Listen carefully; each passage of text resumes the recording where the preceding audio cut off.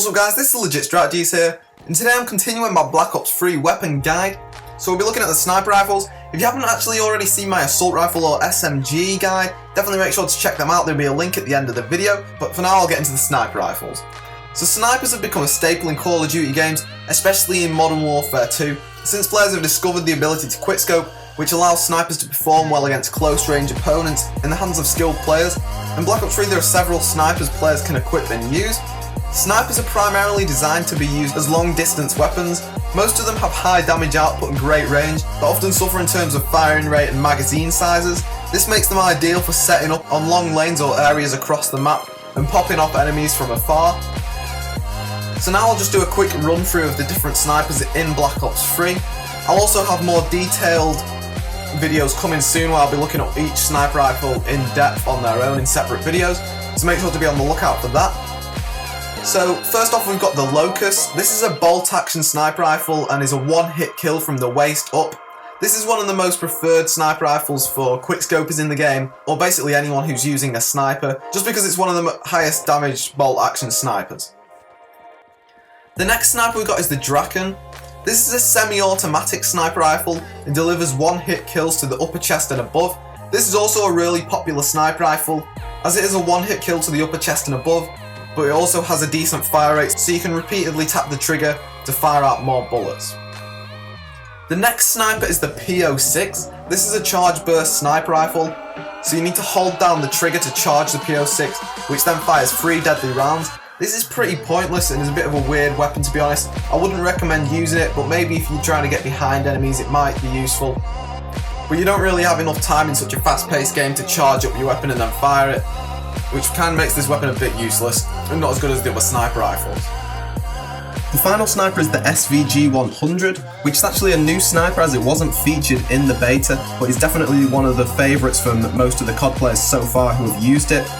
It is a really popular gun because it does look really cool and a lot better than the Locus. The damage it deals is a lot higher than the Locus as well, however the firing rate is a bit slower, so I'm not really sure what feeders are going to be using, but if they want it to look cool they're probably going to use the SVG. If they're wanting to try and get a better feed then I would say they'll go with the Locus, but we just have to wait and see really. So anyway, that was just a quick run through the snipers. As I said, I'll have more detailed videos coming soon for them. So now I'll just give some tips for when you are sniping. So as I mentioned before, sniper rifles are mainly meant to be used in long-range combat situations. In the Black Ops series of games, however, they can also be used effectively in close to medium distances thanks to the ability to quickscope. This technique involves quickly aiming and firing to get a nearby enemy. The technique relies heavily on the in-game aim assist and scoping flaws to work. If you are deciding to go old school and for a more traditional sniping style, you'll definitely want to set yourself up away from the action. It's usually best to sit in a spot in a low foot traffic area so you don't have to worry about enemies sneaking up on you. Just in case though, you should always have a trusty sidearm equipped that you can whip out whenever an opponent gets too close. Another tip would be to stay away from high traffic areas, but make sure you have a good line of sight on areas that enemies often run through. This allows you to pick them off with head or body shots from afar without much worry. Be mindful though that assault rifles and some LMGs still have enough range to take you down at the hands of precise players. Another tip would be quickscoping. This takes a bit of practice to learn in Call of Duty. While many players absolutely hate it and think it's cheating, many more believe it is an important part of the game and requires a lot of skill to pull off. Figuring it out, however, can be a steep learning curve. The best way is to practice on bots in custom matches to get a feel for the timing and necessary aiming. And finally, I'll just give you some recommended perks. So if you're trying to be a legitimate sniper, you'll definitely want to equip perks that are meant for stealth. Things like Ghost and Cold Blooded are really good for doing your best to stay out of enemy sight.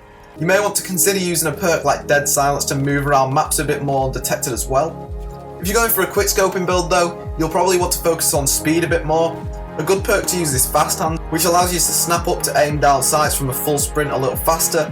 This is a must-have for a true quickscoping class setup. So anyway guys, I hope you enjoyed this sniper rifle guide. Make sure to be on the lookout for my more in-depth individual videos where I'll be looking at each sniper rifle on their own. And make sure to subscribe for that. Leave a like and a comment, let me know what you think, and don't forget to subscribe for more videos like this.